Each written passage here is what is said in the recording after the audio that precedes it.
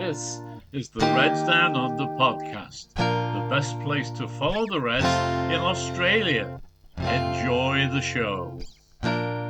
We are the Reds Down Under, and this is our podcast.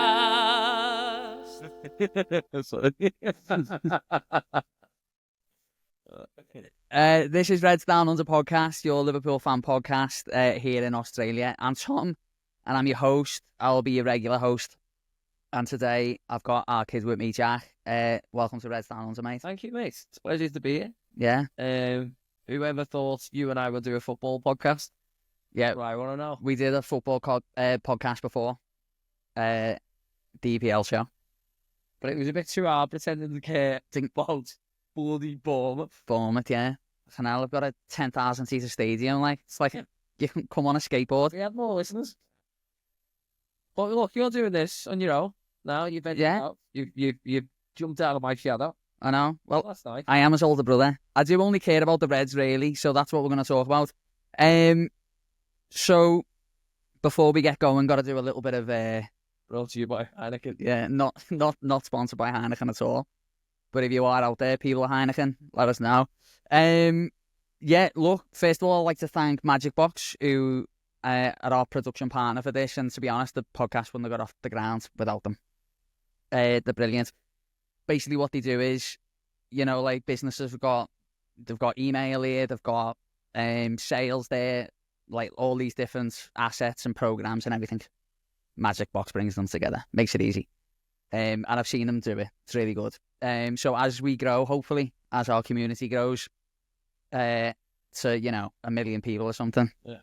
Well, there's only 600,000 Liverpool fans in Australia, so He's on the maps. if we get 1 million people, mate, Is that the data? yeah, Australians would say. if we get to 1 million, I'd be very surprised. Most of them would be bots. But MagicBox, thanks so much. You're brilliant. And then also, at the start of the podcast there, you would have heard the voice of George Sefton. The voice of Anfield himself. The voice of Anfield. So George has been the announcer at Anfield for 54 years. Right, yeah. So he's been right through the glory days Yeah. and the shit days, let's be honest. Very bad days. No offence, Roy Hodgson. So he's an absolute legend and a friend of the podcast now, which is brilliant. So George, thanks so much for doing our intro. Yeah, what a legend. Brilliant. And the soundtrack, if you like, to the podcast was done by this fella. In about 15 minutes. Yeah, don't undersell it. You want people to say, oh, you know, Adele wrote the James Bond soundtrack? Yeah. Better. Tom messaged me and he tasked me with writing him a song. So I am a musician. He tasked me with writing him a song. And he said, you know, bit like Jamie Webster.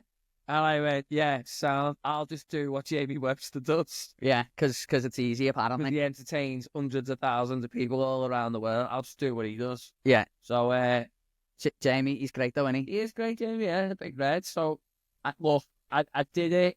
I was going for a fun feel. Hope you like it. I like it. Well, I like it as well. I mean, it's not, you know, it's not my best ever work, but it's definitely not my worst ever work. So we'll see, you know, and if people don't like it, try and change it. If people don't like it, you know, whatever. So Jack wrote it with his mate Justin, and they're in a band called Royal MG. They've got a new song coming out as well, which we'll talk about later. Jack, Thomas. now that we've got that out the way, Liverpool are 11 points clear at the top of the Premier League. We beat Manchester City this morning, which I was working nights. Yeah, you just got... So for anyone in the UK, what time was that on? 3:30 kickoff in Australia? Yeah, so what's that? What's that back home? 4 o'clock? Half 4? 4 o'clock, 4 p.m, yeah. I don't know what time it is. No, I don't know. I don't care anymore. It's ridiculous. Obviously, we won the game. We won at the Etihad, Jack. Look, mate, I'm excited. Does it mean we're going to win the league? I watched the last 15 minutes of the first half, and I watched the second half. You went to work, yeah? And I was watching it, and the Curtis Jones disallowed goal. I'm watching it, and the way it goes up to the crowd, thinking if that's given, that'll be one of those moments that gets spoken about. Huge energy moment. Like the the local lads doing it against the biggest rivals over the last 8, 9, 10 years has Gary Neville. Because Trent did it last year, didn't he? And to get that moment. But look, I thought we were brilliant. We were compact when we needed to be. Obviously, I've watched the game back since. Compact where we needed to be. And we went forward, we went short. But we were... What I am most impressed about with Arnie Slot is there's been times this season where I thought we can't see games out. So, like, United was one, Everton was one, Villa. Villa was a bit different. We were 1-0 up quite early on. They got 2 goals back. Yeah. And then we pulled the game back after that. But it's more about what he does and the substitutions he made. And I'm a little bit, obviously, before we started, I'm a little bit critical of that sometimes. But what I liked today was we didn't care if they had the ball. To go to the Etihad and not care if they're going to have the ball. Back ourselves that no matter what, the one-on-ones, and if they do whip a ball in, we'd be okay. I was really impressed by that. And that as the season's going on, I'm getting more and more impressed by that. Yeah, I think controlling the games has been a big thing. Loads of people have been talking about it all season. Like, under Klopp, that game would have been wild, wouldn't it? It would have been wild. And I think, you know, you look at it, Man City had double the amount of shots on goal. So they had 16, we had 8.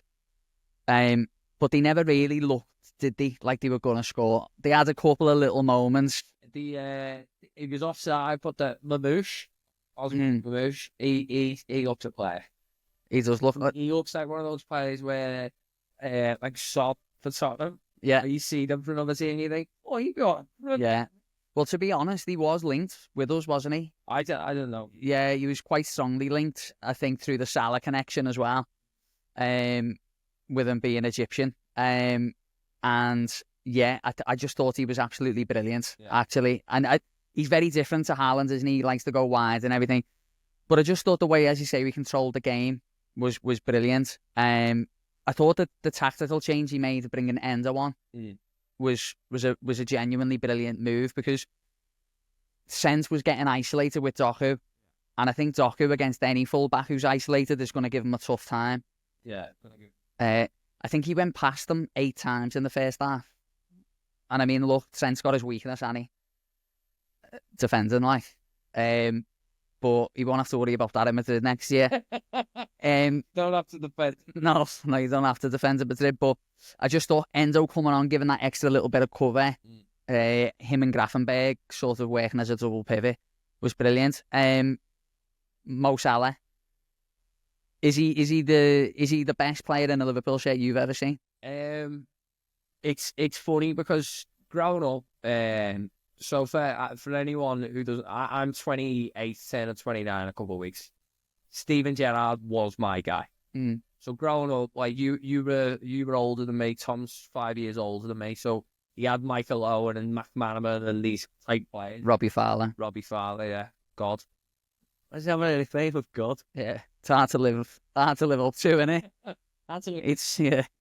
But I had Gerrard, and obviously a lot of Liverpool fans who live in Australia will be joined with me in that. Of, you know, obviously you've had Craig Johnson and Harry Kewell who play for Liverpool, but Steven Gerrard, like, ultimately the biggest and the best player I've seen play for us. Yeah.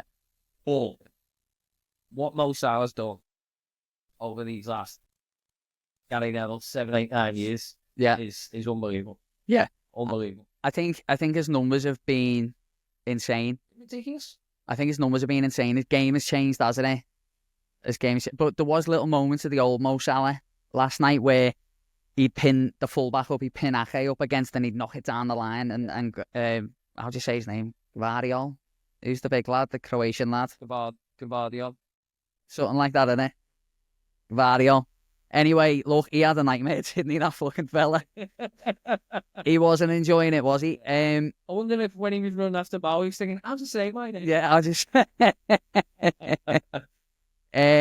So I thought Mo Salah was brilliant. I would like to give a special mention, I think, to Szoboszlai, because I've been critical of Szoboszlai. You know, I think it's great having an engine in you, but when you signed as a player of his calibre, he was £60 million from Leipzig, wasn't he? Yeah. And that's the sort of money for Liverpool where you need to give big results. Last season, he got three goals. Yeah, I was talking about what say. And so far this season, he's already got 4. Yeah. And interestingly enough, as well, he's a right-footed player, but he scored 3 with his left. That goal with his left, by the way. Through the legs. It's a good finish, that. That's a good finish. I think with Szoboszlai, he's obviously got it. And he obviously runs like nothing else. And like today, I see it after he's down on the 4th, he's giving it everything. And I think it's a little bit, the caca with the I belong to Jesus top one, that kind of thing. He's after the crowd's love from it. But also, you've got to remember with Szoboszlai, we wanted Bellingham. No one had really ever heard of Dominic Szoboszlai until we signed him. No, I think Newcastle was strongly linked with him. Oh, were they? But I mean, that says a lot, doesn't it? Newcastle will link with him. It wasn't Manchester City or Arsenal or someone like that. And I think he's got a lot to give. His first game he played, competitive match was against Chelsea last year in the first game of the season, and he looked a player. He looked a real player. Yeah. The Gerrard views. Yeah. Well, he was boss. Yeah. And I think he's playing in that 10 position, but I think under Arne Slot, the 10 isn't a luxury position. It's not a Coutinho or, a David Silva or something like that. That's not the sort of player he wants in there. He wants legs. Yeah. He wants someone who can break the line, someone who can also come back into a midfield 3. And at times as well, you'll see him. The ball will be switched out from the goalkeeper, and he'll be the one flooding over to the flanks to support Diaz or Mo or Gakpo. And I thought he was brilliant, actually. And I think if we get more of that out of Szoboszlai, it's going to be big. Jacko, I think sometimes you can tell the vibe by the fans. Like, imagine being us, is what we say, right? And that was the vibe last night. And it was like, basically, we are the best team in the world. You get me so excited. That was the feeling from the fans, though. Like, there's been plenty of times I've been lucky. I've travelled around, England and Europe watching the Reds, and we've got the best fans in the world. Like, I walk around Australia, whether it's I've been in Sydney, Bundaberg, Canberra, and every time you meet a Liverpool fan, they're brilliant. Yeah. And I think we've got the best fans in the world. And there's times where we've been away from home or whatever, and the fans have been singing, and it's basically just to try and drag the team through a game. Like, I think we're going to talk a little bit later about Newcastle, aren't we? And I remember Newcastle, which we'll come to later, and we were in the away end there, and we were just desperate for us to get a corner, just to get a corner. But looking at them fans, it weren't like they believed we were going to win the league. It was we are already the champions. Yeah. And it's going to take something special for us to be. Yeah, 100%. Look, 11 points. I actually seen an interesting one, and it was about how Chelsea were 3 points off us before Christmas. 4 points, I think it may have been. Now Chelsea are 18 points behind us. Yeah, which is insane. And now there's a lot of talk of crisis again at Chelsea. It changes so quickly. Oh, 100%. Especially if you're at a club like Chelsea. Yeah, if you're at a club like Chelsea, but even like me as a Red, we watched the derby against Everton, and I was like, 2 points dropped. Aston Villa, 2 points dropped. And there was a little bit of a feeling there for me, and I was like, there's stuff going on at the club, maybe, which we'll talk about a bit later with the contracts. There's stuff going on at the club. There's a little bit of unrest. There's been good news out the club this week that they're not going to raise the ticket prices, which to us in Australia doesn't mean a fucking button. But in Liverpool, it's a big deal. When you look at Man United and they've just raised theirs. Yeah, and especially for anyone who lives out here in Australia who's trying to get back for the ticket, The more they raise it back there, then you got to pay more from probably a tout, let's be honest. Double bubble as well with that inflation and the exchange rate. I know, but to be honest, with the price of a coffee now in Sydney, it's probably the same as a match ticket in Liverpool. 70 quid. Yeah, and I just thought, you know, it was good news at the right time. Watching West Ham beat Arsenal. Arsenal were shocking. Yeah. They were really, really poor. And then to see us go and make a statement win was huge, because we've got Newcastle, PSG, Southampton, PSG again in the Champions League, and then we've got the cup final against Newcastle. Yeah. So we needed to start that winning run again. Yeah, get back on in. Especially after, what is it, we drawn the last, drawn 4-8 or something like that. Yeah. So it's to get a win like that at City. But the trouble again is, no matter what, you know your team will turn up against City. But it's what you do against Newcastle in midweek. Yeah, you've got to win the next game, haven't you? Yeah. Like, you know, it's you know, we all do it, don't we, Reds? You look at the fixture list and you go 3 points there, 3 points there, maybe a draw there at the Emirates or whatever. But at the end of the day, it doesn't really matter. There's 38 games. Yeah. And you've got to amass as many points as possible. Yeah. So I think it was a huge win. It was huge as well because we were playing at the Champions. Yeah. We haven't won there, I think, in 9 years in the league. Yeah. Because we beat them in the Champions League, and we went, Mo Salah did that dink over Ederson. And to be honest, we've had some bad luck there as well with that bloody John Stones clearance off the line, which was outrageous. So I think it was huge, and I think it's going to, let's be honest, mate, like, if Liverpool don't win the Premier League this season, right, like, will any of you listen to the podcast next season? Let me just tell you an interesting little tidbit. When Tom and I used to do the Premier League podcast, little plug for the old show there, on a different network, as Frank Skinner, Club Football, the TV presenter, would say. We never really won many games, Liverpool, that year. There was a bit of a crisis that year. The players were getting older, the midfield was getting older. And Tom and I had to go on every week. Yeah. Sometimes twice a week, if the games were there, and talk about Liverpool. And then Bournemouth. And I just don't want to down how much I don't like Bournemouth. And because, to be honest, because quite a lot of our listeners were from other clubs. Yeah. Like, every time we'd bump into a listener who's a Man United fan, we wouldn't hear the end of it. Like, they were too happy. Way too happy. So, so it's good to be making a pod about Liverpool, listening. Let's be honest. We're going to have a very quick break, so there's going to be a quick cut in this, and we're going to be back, because our kid's going to go to bed. We are the Reds Down Under, and this is our podcast. Mate, I forgot to mention at the start of the pod. Go on. If you are enjoying it, give us a subscribe on YouTube or Instagram. Reds Down Under Podcast. At Reds Down Under Podcast. Yeah. They know they don't need the at. Yeah. Yeah. Just Reds Down Under Podcast. At Reds Down Under Podcast. Give us a follow, because there's going to be loads of content on there as well. Obviously, the idea is we're going to build a community, and people from all over the country can reach out and get involved, basically. And we're going to have guests on. Obviously, you're on. Next week, we've got John, who's actually from Philadelphia in America, but he lives in Canberra. He's a massive Red. And then we've got other guests lined up. But then the idea is basically, if you're a Red and you're in Darwin, you come on. We can do it on video, like on a FaceTime thing.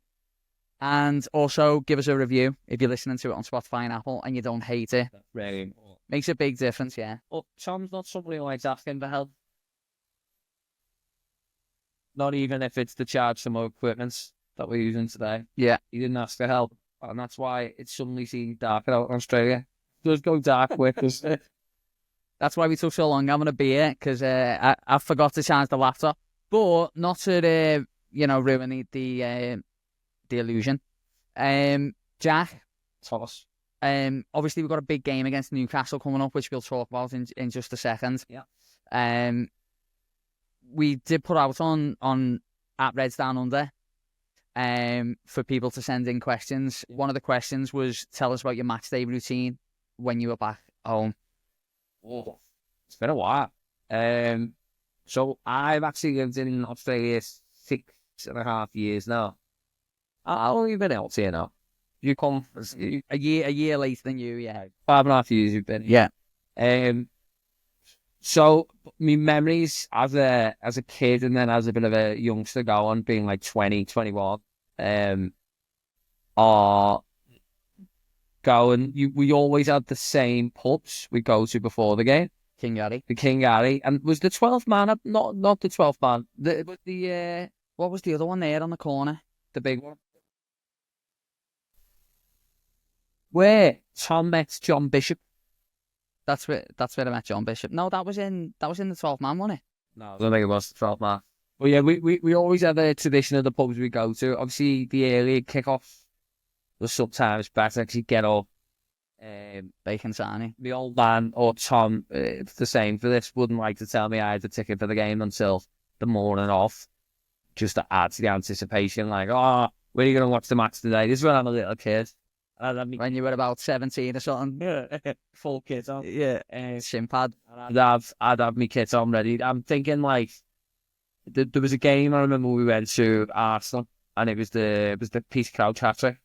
Yeah. And I 4-1. I think. Yeah. And I had the full away strip on that me nana got me for Christmas. Yeah. But I remember you told me the morning of the game we were going, and you're a kid and you're in your kids and you're hoping, you know, Rafa decides to bring you on for 20 minutes at the end. It's possible, yeah. Yeah, let's see. I don't know if people know this. When you go to a stadium, it's generally very cold because there's no sun in the stands. And I remember just being there like, We were in the back of the Cop as well, weren't we? yeah. We were in the back of the Cop. What I loved, I mean, you know, we used to go to the game. We used to go to the game all the time, and there was games that we went to under Hodgson. You know, there was times we play in the Europa League or the UEFA Cup, the Europa League, and we play like Robotnik and Trabzonspor in round 3 of the, yeah, and it was freezing and that. But I think just for me, the best memories are obviously the big European games, going to the ground that night against Barcelona, getting off the train, walking up to the ground, having a beer in the King Harry, welcoming the coach in, which is obviously a big deal. You welcome the coach in on those big nights was amazing. And the thing was, I remember being in the boozer, and we were obviously 3-0 down after the first leg, and everyone was just talking about how they were going to get to Madrid for the final. And we genuinely believed, you know what I mean? And I'm going to flip that for people, Australians or people who live in Australia. I watched that at a pre-start in Shell Harbour down the south coast. And I was watching that game, and obviously I know your excitement going to the game is impossible. And I always remember the third goal went in, and my supervisor who was doing the pre-start went, "Jack, can you listen to me?" And I went, "It's 3-0. It's 3-0. 12 minutes to go, or there's 20 minutes to go," whatever it was. So like that'll be the same for a lot of people who live out here, whether you are expats who've moved out to the country. That's how they watch the game. yeah, So there is a lot of envy and jealousy. Like we have it all the time with our friends back home who still go to the game yeah, religiously, and especially when you're on the cusp of something great, like we are now. like we are now. Those moments of going the game, because you're in work all week and you're like Wednesday nights. It's. I remember City in the Champions League, Yeah, and Anfield, and I remember thinking, oh, we're gonna do these nights, yeah, and we're gonna do them. And that, you know, that was the year we got beat by Madrid in New Russia. So you know that was a good. yeah. I mean, I think another time we'll talk another time as well. Maybe we'll do. I'm gonna get Adam on who still goes the game religiously. We went to Kiev, we went to Madrid for the finals, and we'll talk about that as well. But just the excitement of walking up to the ground, those games in May where you're wearing shorts in the evening, are special. And you know what, like watching the game here, there is some good times watching the game here, because if you can watch a game at like 9:30 on a Saturday night honestly. You go Cheers bar or wherever you're going. Well, a lot of the time, like we've done Cheers a few times, haven't we? Or Yeah. casino or a club near where we live, which we won't mention what its name is. Or Tom will come round to my place. We'll fill the fridge with beers. Yeah. So you've already had a few, and you can watch the game. And then when you win, and it's usually a Saturday night, Yeah. gets that time of the season. That is unbelievable. Yeah. And even we'll have it where the Reds will be on at like 2 a.m. and Tom will get over to my place at midnight. Yeah. If you get Couple of FIFA or whatever. Call of Duty, or we'll watch the earlier game, and we'll just have a cup of tea. Yeah. Nothing else. So you do still get those special moments. So Yeah. And the game still dictates how you feel the next day. Yeah, of course. Yeah, like it means everything, doesn't it? I think that's one of the things that I think at first when I came to Australia, I was like, I wasn't bothered about being part of the community. Like I felt like I'd lost my community at home. But I think my mindset's completely changed with it now, and I think I'm gonna, where I can now, I've joined a couple of the supporters groups on Facebook, which by the way, they are brilliant. They're really good with the content and stuff. So I think I'm gonna try and get in there a little bit more. Yeah. So to anyone listening, let us know what your match day routine is, no matter what it is. Depending on where you are as well, because obviously the time differences in America, in Australia. Could be just getting up, taking the dog for a walk, letting the dog have a piss outside. Yeah. Sniff. Yeah. Pull out post. And then putting the 7 a.m. Champions League on. Yeah. Yeah. Wrong with that. No, it's good. Jack, I mean, look, we could talk forever about the routines of going the match and that, because it depends on like away days. Guys, an away day as a Liverpool fan are just like the best days of your life. Like, we play Southampton in a couple of weeks, so I'll probably tell one of the stories about when I went to Southampton away, which was we actually won, but it was probably the worst day in my life. It's so fun. Oh no, like man, I had like COVID before COVID was COVID, you know what I mean? I nearly fucking died on the bus. I bought a crate of beer, and I had like 3 on the way down Southampton, which is a 7-hour bus. Wow. So it's 14-hour round trip. Yeah. But on the way back, I had to give all my beers away, and literally I'm on the bus next to some rather large fella, and I'm like this, just snuggled up to him. I'd never met him before in my life. And yeah, just being in the ground and Still together. Yeah, we still stay in contact. But yeah, no, keen to hear what you guys do, and especially as well if you're in Sydney, reach out, because yeah, if we've got someone to go the game with on a Saturday night, we're keen for it. Jack, now when this pod comes out, it'll be Thursday morning, so we'll actually, some people might listen first thing in the morning, like we would going to work. We work in construction, so we'll be there early in the morning. Yeah. But some people will watch this or listen to this after the game. So we won't go into it too much, if you like, because then people will be like, I've just seen it. But I thought it'd be interesting, maybe. Exactly. I've seen it, mate. To talk about, there's a couple of lads there who wear Newcastle shirts at the moment who have been linked with the club, and what your thoughts are on Isaac and Gordon. It's interesting, mate, because so obviously going into this game, in my opinion, they're the biggest threats, aren't they? Like you can't shy away from it. We're not being we're not breaking a glass ceiling or breaking the mold by saying they're the 2 threats. They've been absolutely brilliant all season. What are you talking about? I haven't heard Jamie Carragher and Gary Neville talking about it every week. No, you haven't, Jamie. No, you haven't, Jamie. Sponsored by Huel. I drink this. Can I just say? Stop giving Huel. I know sponsors are important. We've got a sponsor here, MagicBox. Ah! Well, actually, I said Matchbox. Matchbox was the last company I worked for when I was in TV. Matchbox have just got a free shout out.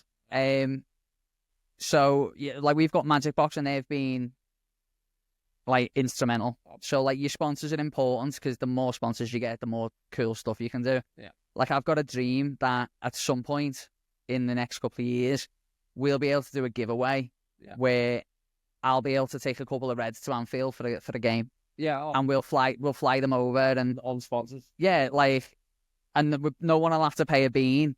Maybe they'll buy me a pint, but that's all they got to do. If you delivered it in the same reverence as Gary Neville for Huel, I don't know if anyone knows the Stick to Football and they watch that, the Sky Sports show. It's a great show. It's a great watch. But when I'm on the go, I always drink Huel. Vanilla is my favourite flavour. When I'm running my businesses, it's ridiculous. Yeah, it's really bad. But anyway, Unless you want to come on, Gary. Isaac and Gordon, Jack. Okay, back to it. Back to the business. Isaac for me is, when you look at our centre forward, and the two of them really, Nunes and Jota. actual centre forward, if you want. Nunes and Jota, yeah. Nunes and Jota. He breaks the line great. He comes in from the outside, and You're talking about Isaac. He can play deep, he can play in that secondary role, but he's got it, right? But my worry is, I know he's linked with us at the minute. Does he have it next year? Because people have had a couple of great years in the Premier League, and you don't know what it turns into. But interestingly enough, you mentioned earlier about the Man City game with Endo. I think that the smart players, if Arnie Slot's looking at that game and thinking, I don't know if we're just going to beat them and be the bigger team and be the better team and play them off the pitch, he'll play the midfield he plays all the time. Gravenberg, McAllister and Jones, I'd say, or either swap a slide there. But if he starts Endo, you'll know he appreciates how good Isaac is. Mm-hmm. And Isaac has been a threat to everyone this season. I really like him. Yeah. I really like him, and I liked him. I seen him play for Sweden a couple of years ago, and I thought he was brilliant. He doesn't speak like a Swedish fella, does he? Have you heard him speak? No. He speaks like a Cockney geezer. Yeah. But I think he's a brilliant player. So they're talking over 100 million. Yeah. For him With the wages that with the wages and that. £100 million to what? 200 million Australian dollars. Yeah. Give or take. Again, a cup of coffee. Yeah. If you're young and struggling to get on the property market, let us know, because we're all fucking skint. But I think he's a brilliant player, and I think he'd come in, he'd do brilliantly. I really do. But I don't see that as a Liverpool signing. I think that, look, we can go through this, but like, your goalkeeper's potentially going to change. Your right back's potentially going to change. One of your two centre-halves might be going. Kanate and Van Dijk. Kanate's got 18 months on his contract. Van Dijk's got 6. Robbo at left back probably needs a change. And then you're looking at your front line, and there's a lot of talk that that's going to change. Yeah. So there's a lot of money that's going to need to be spent, and I can't see us spending 100 million on one. Yeah. And I think the Liverpool play is to sign a player who is the next Isaac. And it's the next £100 million. Is the next £100 million player. It's interesting that, because if you look at with Isaac, right, just talking like for the future, right, and transfers and who would fit what team, Isaac in this current Liverpool team, brilliant, right? But if we do make all those changes that we think they're going to make, you don't know what we look like in the future, because Arnie Slot is playing a certain way because that's who his players are. Whereas if Arsenal are going to stay diligent, he's the player you sign, because he gives them what they're missing out right now. Whereas if we sign Isaac, you don't necessarily know if it's going to change anything or be anything different, because we may change how we play next year if we look up. Yeah, and I think Isaac, he's not a typical number 9, but he's close. He's not a million miles away from a Darwin Nunes, Erling Haaland type of player. Yeah. But he's got a bit more to his game. But he definitely is a player who loves wide balls into the box. The goal he scored against Arsenal at St James's Park, where Gordon whips it in, he fucking cracks it in, was brilliant. But I think Gordon would be the more likely of the two. Obviously, he's a Liverpool fan, his family are Liverpool fans. I think he's got it. I really do think he's got it. Just got some stats here. So some of the Liverpool attacking players against those two players. Mohamed Salah, 25 goals, 16 assists this season in the Premier League. Isak, 17 goals, 5 assists. Okay. Gordon, 6 goals, 10 assists. Yeah. So that's what you're getting out of Gordon more than the goals.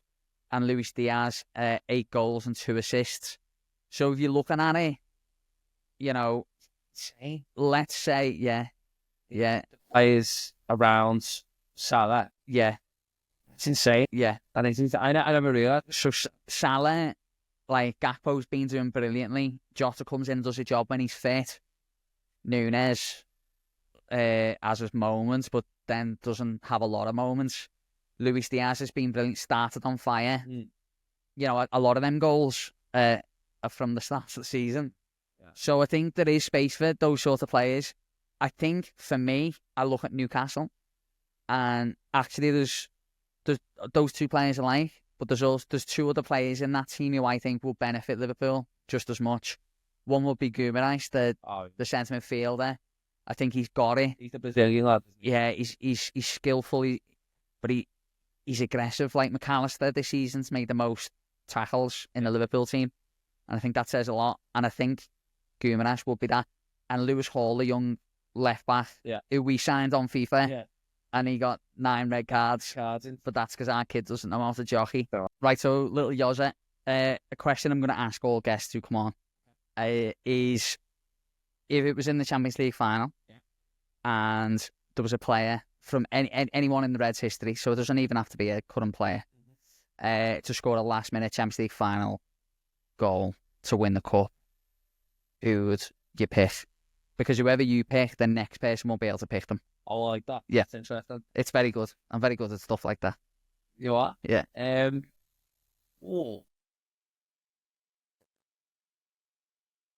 Two that stick out for me. All right, you can only pick one though. All right, I'll go, and I'll ruin this game for everyone else. Yeah, go on. I'm gonna go Mo Salah. Mo Salah. Mo Salah. He has missed the old pen though. I think he's.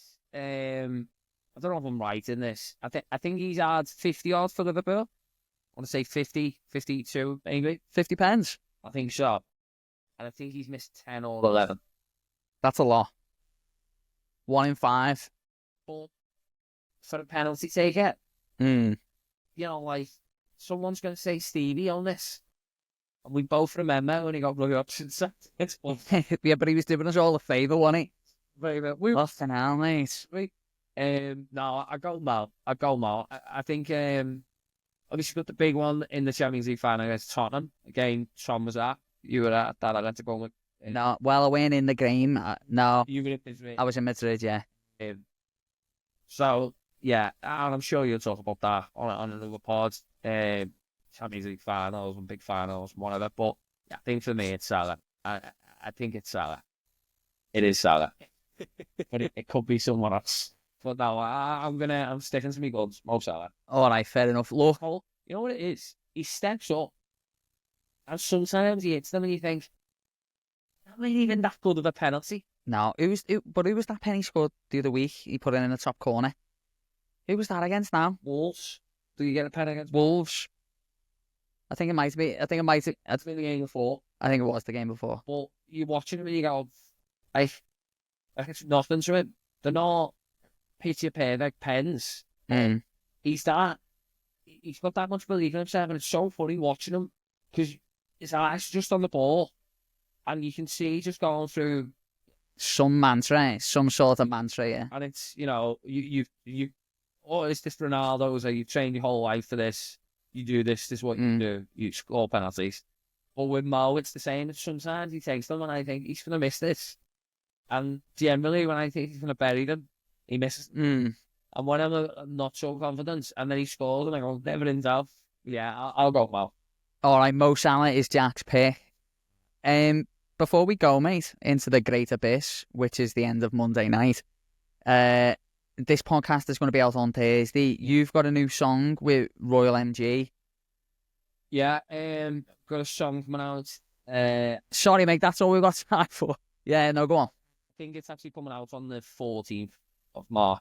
Right, so just before the final as well there. Before, called St. Michael. It's about a friend of ours who was quite poor. He was near the end of his life. And we thought we'd write a song to cheer him up. His name was Mick, and unfortunately he's gone now. But this literally came around within 2 or 3 days, and then we got the song together, and it's, you know, I'm happy with it and proud of it, and I'll send it through to you so you can play it to these adoring people. Brilliant. Look, thanks so much for sticking with us for the first ever pod. Hopefully it's not been too boring for you. And look, you won't always have to listen to these two accents together. Like, I'm going to be different than else, but yeah, thanks for having me on, Tom, and you know, this is going to be a good one. Yeah, look, I think it's going to be great. I think the opportunity to because the supporters clubs are brilliant. Yeah. So there's people all over the country, and I think if we can sort of tap into the supporters groups and work with them at some point, I don't know how that works, but I think it'll only be a good thing. So as I say, if you've enjoyed the pod at all, please do give us a subscribe. Yeah. Because I think it make a big difference. At Reds Down Under podcast. Yeah. Instagram. And if you really want to get in touch with us, you can also send us an email, redsdownunder.chat@gmail.com, and give us a review if you don't mind, if it's not too much for you. We leave you with Liverpool, top of the league, by 11 points, and hopefully when we play on Thursday, we can make that gap even bigger. And we leave you with Liverpool, who hopefully have got Mo Salah, who can score the most amount of goals in the Premier League ever this season, and knock Haaland off that perch. See you next week, Reds. We are the Reds Down Under.